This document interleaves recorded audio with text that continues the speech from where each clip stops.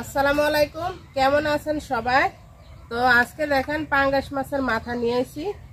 তো পাঙ্গাস মাছটা আমি রান্না করছি আর মাথাটা আমি রাইখা দিছি। আলু ডাল রান্না করব, বগুড়ার আলু দিয়ে মাছের মাথাটা রান্না করব। দেখেন মাথাটা কিন্তু অনেক বড়, অনেক সুন্দর। তো মাছের মাথাটা কাইটা নেই সুন্দর করে। তো মাছটা কিন্তু প্রায় 4 কেজি ওজন ছিল। যারা যারা মাছের ভিডিওটা দেখছেন তারা তো দেখছেন মাছটা কত বড় ছিল।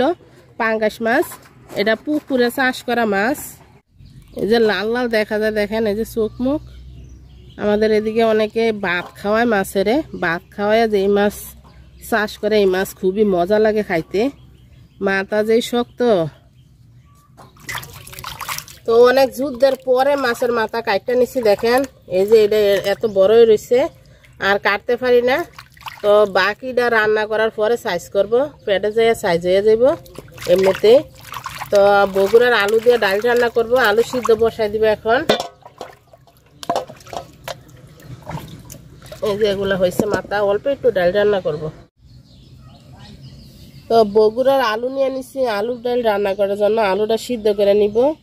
আর এই যে পেঁয়াজ, তারপরে রসুন আর মরিচ নিয়ে নিছি, এটা হালকা বাটা দিব আমি পাড়ায়।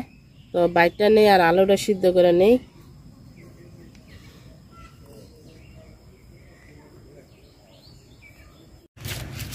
তো এরকম ভাবে দেখেন আমি পুরা বাটবো না, আদা বাটা করে নিব, পেঁয়াজ রসুন আর মরিচ। তো আলুটা দেখেন আমি সিদ্ধ করে নিছি। তো এখন চুলা নিব, গরম রয়েছে এখনো আলু।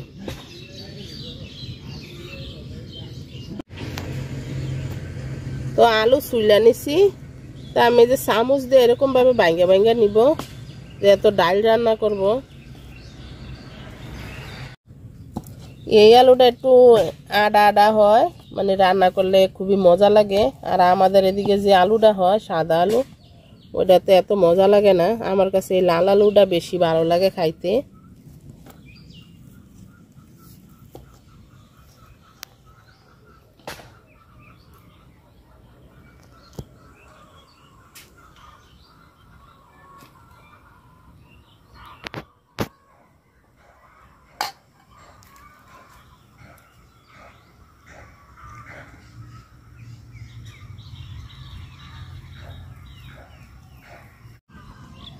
তো মাছের মাথাটা আমি হালকা করে ভাজা নিব।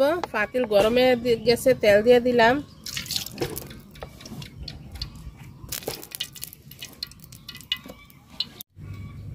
তো মাছের মাথাতে আমি হলুদ আর লবণ মাখায় নিছি। তো ভাজা নিব হালকা করে, বেশি কড়া ভাজবো না।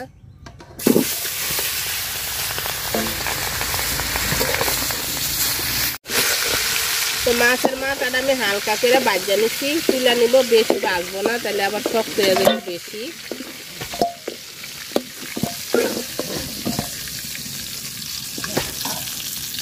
মাছ ভাজার তেলে আরেকটু তেল দিয়ে দিলাম।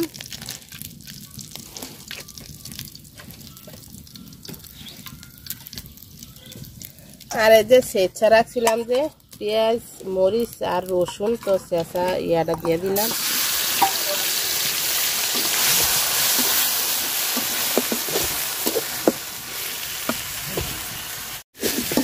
মশলাটা আমি সুন্দর করে ভাজা নিচ্ছি। একটু পানি দিয়ে দিব কষানোর জন্য, লবণ দিয়ে দিলাম আর দিয়ে দিব হলুদ গুঁড়া।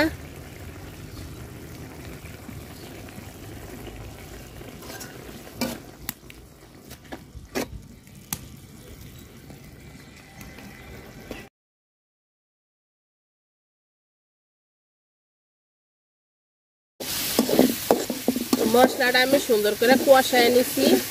তো এখন এই যে আলু যে রাখছিলাম, এই যে আলুতে একটু হালকা পানি দিয়ে নিচ্ছি। তো এটা দিয়ে কষায় নিব আমি।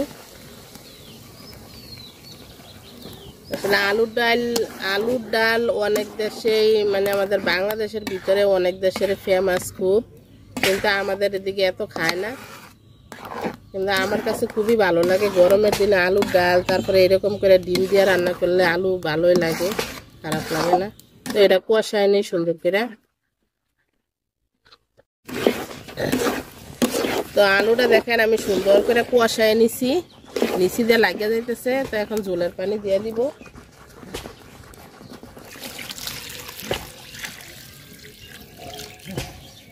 তো আপাতত দিছি আমি পানি, দেখি যদি লাগে আরো দিব দেখে।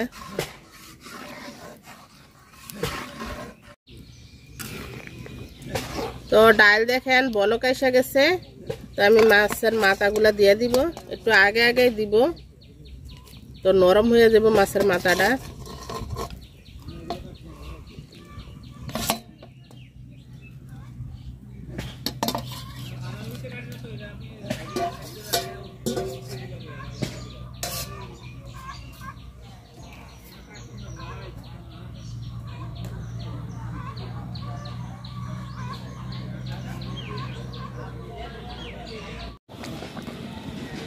তো ডালটা দেখেন কত সুন্দর দেখা যাইতেছে, মুসুরির ডালের চাইতে বেশি মজা হয়েছে ডালটা। আমি একটু লবণ দেখছিলাম। তো এখন ধনিয়া পাতা দিয়ে দিব বেশি করে। আমার অনেক দিনের ইচ্ছা ছিল যে আলুর ডাল রান্না করে খাবো বাংলাদেশে আসার পরে। তো আলহামদুলিল্লাহ আজকে ইচ্ছাটা পূরণ হয়েছে।